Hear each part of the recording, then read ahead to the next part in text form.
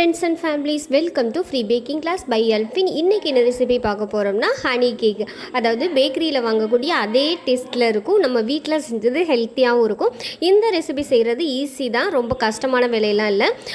இந்த ரெசிப்பியில் நான் கொடுத்துருக்க அளவுகளை கரெக்டாக ஃபாலோ பண்ணிங்கன்னா கண்டிப்பாக பர்ஃபெக்டான ஒரு கேக் நீங்களும் செய்ய முடியும். நீங்கள் ஃப்ரீயாகவே பேக்கிங் கற்றுக்கணுமா, இல்லை பேக்கிங் கிளாஸஸ் பக்கத்தில் அவைலபிள் இல்லையா, ஜஸ்ட் எங்கள் சேனலை சப்ஸ்கிரைப் மட்டும் பண்ணுங்கள். நீங்கள் ஃப்ரீயாகவே பேக்கிங் கற்றுக்கிற நாங்கள் எங்களால் முடிஞ்ச அளவுக்கு உங்களுக்கு ஹெல்ப் பண்ணுறோம். எங்களுடைய சேனல் உங்களுக்கு பிடிச்சிருந்துச்சுன்னா லைக் பண்ணுங்கள், ஷேர் பண்ணுங்கள், கமெண்ட் பண்ணுங்கள், சப்ஸ்கிரைப் பண்ணுங்கள். இப்போ ஓடிஜியை டைமரை 10 மினிட்ஸ்க்கு ஆன் பண்ணிவிட்டு top and bottom rod section on பண்ணிவிட்டு 180 டிகிரிக்கு ப்ரீ ஹீட் ஆன் பண்ணிக்கோங்க. ஃபர்ஸ்ட்டு பார்த்திங்கன்னா நான் 1/2 kg ஸ்கொயர் கேக் டின் எடுத்திருக்கேன். இன்றைக்கி நம்ம வந்து 1/2 kg அளவு தான் செய்ய போகிறோம். இதில் வந்து நான் லைட்டாக வந்து ஆயில் கிரேஸ் பண்ணி எடுத்துக்கிறேன். நீங்கள் வந்து பட்ரு கிரேஸ் பண்ணுறா இருந்தாலும் கிரேஸ் பண்ணிக்கலாம். ஆயில் வந்து சேர்க்கும்போது கொஞ்சமாக சேருங்க, அதிகமாக சேர்த்திங்கன்னா கேக்கு வந்து மொறுன்னு ஆயிரும். அடியில் சைடில் அந்த மாதிரி இந்த மாதிரி எல்லா இடத்துலையும் ஆயில் ஸ்ப்ரெட் பண்ணி எடுத்துக்கலாம். ஒரு பட்டர் பேப்பர் நான் ப்ளேஸ் பண்ணி எடுத்துக்கிறேன். இந்த மாதிரி பட்டர் பேப்பர் போட்டுட்டு இது மேலே லைட்டாக ஆயில் கிரேஸ் பண்ணி எடுத்துக்கிறேன். டெம்பரேச்சரில் உள்ள முட்டை வந்து நான் 2 முட்டை எடுத்திருக்கேன். முட்டையோட வெள்ளைக்கரு தனியாக, மஞ்சள் கரு தனியாக பிரித்து எடுத்துக்கலாம். அப்போ தான் உங்களுக்கு வந்து ப்ளஃபியான ஒரு ஹனி கேக் வந்து கிடைக்கும். எப்போதுமே முட்டையை செப்ரேட்டாக எடுத்து பண்ணும்போது கேக் வந்து பர்ஃபெக்டாக வரும். முட்டையில் வந்து ஒரு துளி கூட மஞ்சள் கரு கலக்காமல் பார்த்துக்கோங்க. அதே மாதிரி முட்டை வந்து ரூம் டெம்பரேச்சரில் இருக்கிற மாதிரி பார்த்துக்கோங்க. ஒரு வேளை ஃப்ரிட்ஜிலேருந்து எடுத்து யூஸ் பண்ணுறீங்கன்னா கரெக்டாக 3 மணி நேரத்துக்கு முன்னாடியே வெளியில் எடுத்து வச்சுட்டு அதுக்கப்புறமா யூஸ் பண்ணுங்கள். அப்போ தான் வந்து பர்ஃபெக்டாக எக் வந்து பீட் ஆகி கிடைக்கும். இந்த மாதிரி முட்டையோட வெள்ளைக்கருவில் ஒரு துளி கூட மஞ்சள் கரு கலக்காத அளவுக்கு பிரித்து எடுத்துக்கோங்க. அதே மாதிரி இந்த முட்டையை உடச்சி ஊற்றுற பாத்திரத்தில் வந்து ஈரங்கள் இல்லாமல் பார்த்துக்கோங்க. அப்படி ஈரம் இருந்தாலும் எக்கு வந்து நல்லா பீட் ஆகி கிடைக்காது. மஞ்சள் கருவில் ஒரு பிஞ்ச் அளவு உப்பு சேர்த்துக்கலாம். கூடவே 1/4 டீஸ்பூன் அளவு ஸ்வீட் ஆரஞ்சு எசன்ஸ் இருக்குல்ல, அது சேர்த்துக்கலாம். ஏன்னா பேக்கரியில் வாங்கக்கூடிய கேக்கில் எல்லாம் ஸ்வீட் ஆரஞ்சு க்ரஷ் இருக்குல்ல, ஆரஞ்சு க்ரஷ்ஷு யூஸ் பண்ணுவாங்க.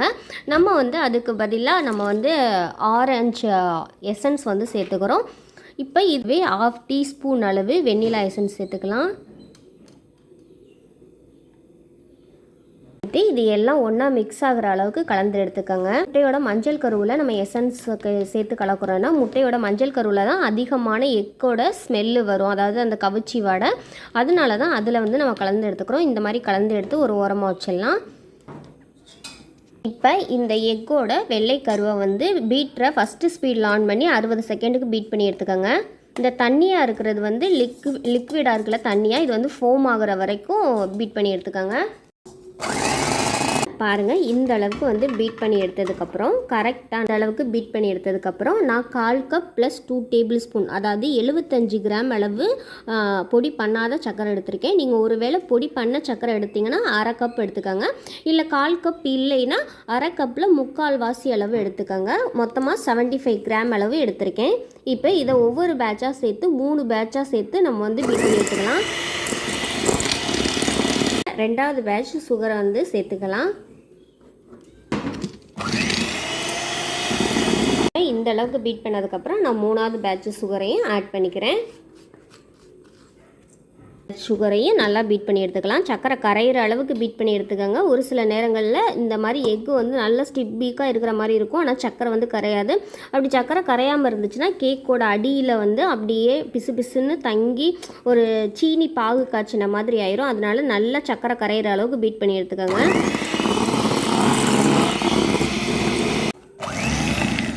பாருங்கள் எந்த அளவுக்கு ஸ்டிப்பீக்காக பீட் பண்ணி எடுத்துருக்கோன்னு. இப்படி பீட் பண்ணதுக்கப்புறம் நம்ம வந்து கலந்து வச்சுருக்க மஞ்சள் கரு இருக்குல்ல, அதை வந்து 2 பேட்சாக சேர்த்து ஜஸ்ட் ஒரு 10 செகண்டுக்கு பீட் பண்ணி எடுத்துக்கோங்க. ரொம்ப பீட் பண்ணிங்கன்னா முட்டையோ இந்த திக்னஸ் இல்லாமல் அப்படியே இலக்கிடும். ஜஸ்ட்டு ஒரு 10 செகண்டுக்கு மட்டும் இந்த மாதிரி கலந்து எடுத்துக்கோங்க. இப்போ 2வது பேட்சையும் சேர்த்து அந்த மாதிரி கலந்து எடுத்துக்கலாம். 10 செகண்ட் பீட் பண்ணி எடுத்துக்கலாம். பண்ணிவிட்டு பீட்டரை வந்து ஆஃப் பண்ணிடலாம். இப்போ இது எல்லாத்தையும் ஒரு ஸ்பேச்சுலா வச்சு ஜென்டலாக ஒன்றா சேர்த்து மிக்ஸ் பண்ணி எடுத்துக்கலாம். ரொம்ப போட்டு கிண்டிடாதீங்க, ஜஸ்ட்டு வந்து எல்லாம் ஒன்று சேர்கிற அளவுக்கு மிக்ஸ் பண்ணி எடுத்துக்கோங்க. இந்த மாதிரி நல்லா கெட்டியாக மிக்ஸ் பண்ணி எடுத்ததுக்கப்புறம் இதை ஒரு ஓரமாக வச்சுட்டு நம்ம ட்ரை இன்க்ரீடியன்ட் ரெடி பண்ணிடலாம். ஏன்னா பவுலில் ஒரு சல்லடை வச்சுட்டு 1/2 கப் அளவு மைதா எடுத்திருக்கேன், அதாவது 60 கிராம் அளவு எடுத்திருக்கேன் 250 ml கப்பில். 1 டீஸ்பூன் அளவு கார்ன்ஃப்ளவர் மாவு எடுத்திருக்கேன். 1/2 டீஸ்பூன் அளவு பேக்கிங் பவுடர் எடுத்திருக்கேன். பேக்கிங் சோடா வந்து சேர்க்க தேவையில்லை. இதை வந்து 3 டைம் வந்து கண்டிப்பாக சலிச்சு எடுத்துக்கோங்க. 3 டைம் சலிச்சு எடுக்கும்போது தான் அந்த பேக்கிங் சோடா கார்ன்ஃப்ளவர் எல்லாமே மைதா கூட நல்லா மிக்ஸ் ஆகி ஈவனான ஹைட்டில் வந்து ரைஸ் ஆகி கிடைக்கும். அதே மாதிரி டெக்ஸ்சரும் வந்து கரெக்டாக கிடைக்கும். அதனால் கண்டிப்பாக 3 டைம் வந்து சலிச்சு எடுத்துக்கோங்க. நம்ம ரெடி பண்ணி வச்சுருக்க முட்டையில் வந்து இந்த மாவை வந்து டைரெக்டாக போடாமல் சல்லடையில் வந்து சேர்த்துக்கிறேன். சேர்த்துட்டு 2 பேட்சாக வந்து நான் மிக்ஸ் பண்ணி எடுத்துக்கிறேன். ஒரு பேட்ச் சேர்த்துட்டு கரெக்டாக காய்ச்சி ஆற வச்ச பால் வந்து 1 டீஸ்பூன் அளவு சேர்த்துக்கிறேன். மாதிரி வாசனை இல்லாத எண்ணெய் வந்து 1 டீஸ்பூன் அளவு சேர்த்துக்கிறேன். இதை வந்து கட்டிகள் எதுவும் இல்லாமல் பொறுமையாக கலந்து எடுத்துக்கோங்க. ரொம்ப போட்டு மிக்ஸ் பண்ணிங்கன்னா கேக் வந்து ஹார்டாயிரும், அந்த எக்கோட ஃபோம்லாம் அடங்கிரும். அதனால் பொறுமையாக மிக்ஸ் பண்ணி எடுத்துக்கோங்க. மறுபடியும் 2வது பேட்ச் மாவை வந்து சேர்த்துக்கலாம். சேர்த்துட்டு மறுபடியும் 1 டீஸ்பூன் அளவு பால், மறுபடியும் 1 டீஸ்பூன் அளவு ஆயில், அதாவது வாசனை இல்லாத ஆயில் தான் யூஸ் பண்ணணும். வாசனை இருக்கிற ஆயிலை யூஸ் பண்ணிங்கன்னா அதோட ஃப்ளேவர் தான் அதிகமாக தெரியும். அதே மாதிரி காய்ச்சி ஆற வச்ச பாலை தான் யூஸ் பண்ணணும். பச்சை பாலை யூஸ் பண்ணிங்கன்னா அது நல்லா இருக்கா கெட்டு போச்சான்னு தெரியாது. கெட்டு போன பாலை யூஸ் பண்ணும்போது கேக்கும் ஒழுங்காக வராது. 2வது பார்த்திங்கன்னா ஃபுட் பாய்சன் ஆயிரும்.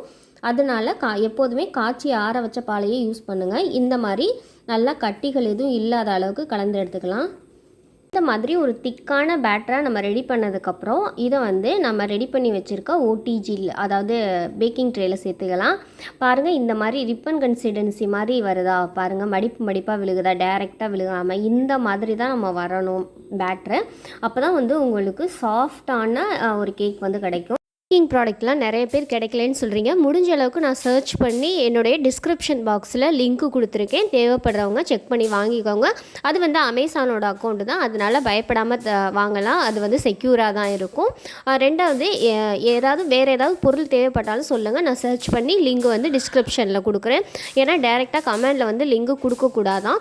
அதனால டிஸ்கிரிப்ஷன் பாக்ஸில் நான் எல்லாருக்குமே லிங்க்கு கொடுக்குறேன். தேவைப்படுறவங்க கிளிக் பண்ணி வாங்கிக்கோங்க. சேர்த்துட்டு ஈவனாக ஒரு டூத் பிக் வச்சு ஈவன் பண்ணி எடுத்துக்கோங்க. அப்போ தான் மேடு தாவு இல்லாமல் நடுவில் மட்டும் குழி மாதிரி இல்லாமல் சேமான ஹைட்டில், அதாவது சமமான ஹைட்டில் வந்து நம்மளுக்கு கிடைக்கும். இந்த மாதிரி நீங்கள் டூத் பிக் வச்சு, டூத் பிக் அப்படி இல்லைன்னா வேறு ஏதாவது ஒரு ஸ்டிக்கு மாதிரி வச்சு கூட நீங்கள் இது பண்ணிக்கலாம். வச்சுட்டு நல்லா டேப் பண்ணி எடுத்துக்கோங்க. இப்போ ஓடிஜியை ஓப்பன் பண்ணிவிட்டு நம்ம ரெடி பண்ணி வச்சுருக்க பேட்டரை வந்து சென்டரில் வச்சுட்டு க்ளோஸ் பண்ணிடலாம். 25 மினிட்ஸுக்கு டைமர் ஆன் பண்ணிவிட்டு top and bottom rod section on பண்ணிவிட்டு 180 டிகிரிக்கு பேக் பண்ணி எடுத்துக்கலாம். ஹனி சிரப் வந்து ரெடி பண்ணிடலாம். ஒரு பவுலில் 1/4 கப் ப்ளஸ் 2 டேபிள் ஸ்பூன் அளவு தண்ணி சேர்த்துருக்கேன். அது கூடவே 1/4 கப் அளவு சுத்தமான தேன் எடுத்துருக்கேன். இதையும் இந்த தண்ணி கூடவே சேர்த்துடலாம். இதை அடுப்பில் வச்சு ஒரு கொதி வர்ற வரைக்கும் நம்ம வந்து கலந்து எடுத்துக்கலாம். ரொம்ப போட்டு கிண்டலாம் வேணாம், ஜஸ்ட்டு கொதி மட்டும் வரணும். இந்த மாதிரி கொதி வரணும். இந்த மாதிரி கொதி வந்ததுக்கப்புறம் நம்ம வந்து ஸ்டவ்வை ஆஃப் பண்ணிவிட்டு இதை வந்து ஆற விட்டுடலாம். கேக் வந்து வெந்துருச்சான்னு பார்க்கலாம். ஒரு டூத்பிக் வச்சு உள்ளே செக் பண்ணி பார்த்திங்கன்னா டூத்பிக்கில் ஒட்டாமல் வந்துருச்சு. அப்போ கேக் வந்து நல்லா பேக் ஆகிடுச்சு. கேக் வந்து எவ்வளோ சாஃப்டாக வந்திருக்குன்னு. இது நல்லா ஆறட்டும். இதை வந்து நான் ஆடுறதுக்காக வெளியில் எடுத்து வச்சிடுறேன். பாருங்கள் எவ்வளோ பர்ஃபெக்டாக வந்திருக்குன்னு. நல்லா ஆறட்டும். நான் வந்து மிக்ஸ்டு ஃப்ரூட் ஜாம் எடுத்திருக்கேன். அதாவது இதிலருந்து நம்மளுக்கு நிறைய வேணும்னா நிறையா எடுத்துக்கலாம். நான் வந்து ஒரு 3 டீஸ்பூன் அளவு எடுத்துக்கிறேன். உங்களுக்கு நிறைய மேலே கோட்டிங் இருந்தால் பிடிக்கும்னா நீங்கள் நிறையா எடுத்துக்கோங்க. இதுக்கு வந்து அளவுலாம் இல்லை, இந்த அளவுக்கு நான் எடுத்திருக்கேன். இது கூடவே நம்ம ஹனி சிரப் வந்து ரெடி பண்ணியிருக்கோம்ல, அதுலேருந்து ஒரு டீஸ்பூன் அளவு இதில் சேர்த்துக்கிறேன். இது வந்து கொஞ்சம் வந்து கெட்டியாக இருக்கும்ல, அது வந்து டைரெக்டாக நம்ம அப்ளை பண்ணோன்னா அப்ளை பண்ண வராது. அதனால் ஒரு டீஸ்பூன்லேருந்து ஒரு 2 டீஸ்பூன் வரைக்கும் நீங்கள் கொஞ்சம் லூஸ் ஆகிற அளவுக்கு வந்து மிக்ஸ் பண்ணி எடுத்துக்கலாம். இதை வந்து ஒரு மிதமான சூட்டில் வந்து நம்ம மெல்ட் பண்ணி எடுத்துக்கலாம். இது வந்து என்ன தான் நீங்கள் வந்து கலந்து எடுத்திங்கனாலும் அது வந்து கலக்காது. இந்த மாதிரி ஹீட் பண்ணும்போது அது வந்து ஜாம் வந்து நம்மளுக்கு அப்ளை பண்ணுற அளவுக்கு கொஞ்சம் கெட்டியாக வரும். மாதிரி கொதி வந்ததுக்கப்புறம் நீங்கள் வந்து ஆஃப் பண்ணிடுங்க. இப்போ வந்து இந்த அளவுக்கு கொஞ்சம் தண்ணியாக தான் இருக்கும், ஆனால் ஆறுனதுக்கப்புறம் வந்து கொஞ்சம் கெட்டியாயிரும், அதனால் பயப்பட வேண்டாம். இப்போ இதை நல்லா ஆற வச்சிடலாம். டெசிகேட்டட் கோகோனட் வந்து நம்ம ரெடி பண்ணணும். பேக்கிங் ரா மெட்டீரியல் ஷாப்லேயும் அது கிடைக்கும். நம்ம வீட்டிலே எப்படி ஈஸியாக ரெடி பண்ணலான்னு நான் அந்த வீடியோவில் சொல்கிறேன்.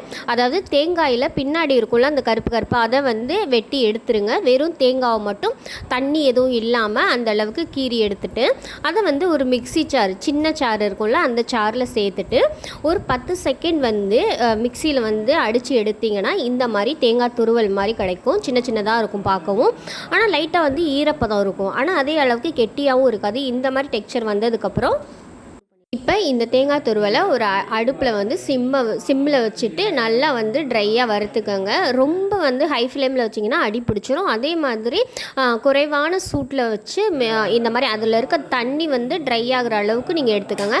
அப்படி இல்லைன்னா வெயிலில் காய வச்சு எடுத்தாலும் நல்லாயிருக்கும். நம்மளுக்கு வெயிலில் காய வைக்க முடியாத நேரத்தில் இந்த மாதிரி பண்ணிக்கலாம். இன்னொரு மெத்தட் வந்து இந்த மாதிரி ஒரு பேக்கிங் ட்ரேயில் வந்து நம்ம துருவன தேங்காவை போட்டுட்டு ஓடிஜி ஆனில் கேக் ஏதாவது வெந்துட்டுருக்கும்ல, அப்போது அந்த மேல் டாப் வந்து சூடாக இருக்கும், அது மேலே அந்த ட்ரேயை வச்சிட்டிங்கனாலும் ட்ரை ஆகி கிடைக்கும்.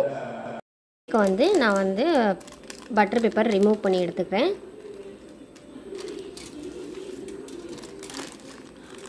பாருங்கள் நம்ம கேக் வந்து எவ்வளோ சாஃப்டாக வந்திருக்குன்னு. வந்து அடியிலையும் பட்டர் பேப்பரை வந்து நம்ம ரிமூவ் பண்ணிடலாம். பாருங்கள் எவ்வளோ சாஃப்டாக வந்திருக்குன்னு கேக்கு. நம்ம மாவை வந்து எப்படி வந்து இது பண்ணுறோமோ அந்த அளவுக்கு பாருங்கள் எவ்வளோ சாஃப்டாக இருக்குன்னு. இப்போ இந்த மேல் பகுதியை வந்து லைட்டாக கட் பண்ணி எடுத்துடலாம். கட் பண்ணிவிட்டு நம்ம வந்து பின்னாடி பக்கம் வந்து திருப்பிக்கலாம். ஏன்னா இதுதான் ஃப்ளாட்டாக இருக்கும் கொஞ்சம். நம்ம ரெடி பண்ணி வச்சுருக்க ஹனி சிரப்பை வந்து இதில் எல்லா இடத்துலையும் அப்ளை பண்ணி எடுத்துக்கலாம். சுற்றியும் அப்ளை பண்ணலாம், மேலேயும் அப்ளை பண்ணி எடுத்துக்கலாம். ஜாம் பாருங்கள் கெட்டியாயிருச்சு. இப்போ வந்து இதை வந்து மேலே வந்து நம்ம அப்ளை பண்ணிக்கலாம். பாருங்கள் நம்ம ஹனி கேக் வந்து சூப்பராக ரெடி ஆகிடுச்சு. இதை வந்து 6 பீஸாக நம்ம கட் பண்ணி எடுத்துக்கலாம். நம்ம வெட்டி வச்சுருக்க கேக்கை வந்து எடுத்துடலாம். எடுத்துட்டு இந்த மாதிரி டெசிகேட்டட் கோகோனட்டில் வந்து லைட்டாக அழுத்தி எடுத்துக்கலாம்.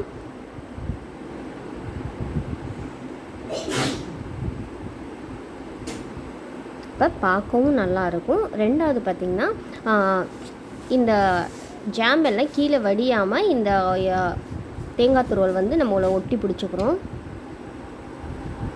பாருங்கள் நம்ம ஹனி கேக் வந்து சூப்பராக ரெடி ஆகிடுச்சு. இது டேஸ்ட் வைஸும் சூப்பராக இருக்கும். ரொம்ப சாஃப்டாக இருக்கனால கேக் வந்து நம்ம பேக்கரியில் வாங்கக்கூடிய அதே டேஸ்ட்டில் இருக்கும். ட்ரை பண்ணி பார்த்துட்டு ஃபீட்பேக் சொல்லுங்கள். எனக்கு உங்களுக்கு பிடிச்சிருந்துச்சுன்னா லைக் பண்ணுங்கள், ஷேர் பண்ணுங்கள், கமெண்ட் பண்ணுங்கள், சப்ஸ்கிரைப் பண்ணுங்கள். பக்கத்தில் இருக்க பெல் ஐக்கானை கிளிக் பண்ணுங்கள். அப்போ தான் நாங்கள் போடுற வீடியோஸ் எல்லாம் உங்களுக்கு நோட்டிஃபிகேஷனாக வரும். நீங்கள் ஃப்ரீயாகவே பேக்கிங் கற்றுக்கணுமா? ஜஸ்ட் எங்கள் சேனல் சப்ஸ்கிரைப் மட்டும் பண்ணுங்கள். முடிஞ்ச அளவுக்கு நீங்கள் ஃப்ரீயாகவே பேக்கிங் கற்றுக்க நாங்கள் உங்களுக்கு ஹெல்ப் பண்ணுறோம். Thank you for all.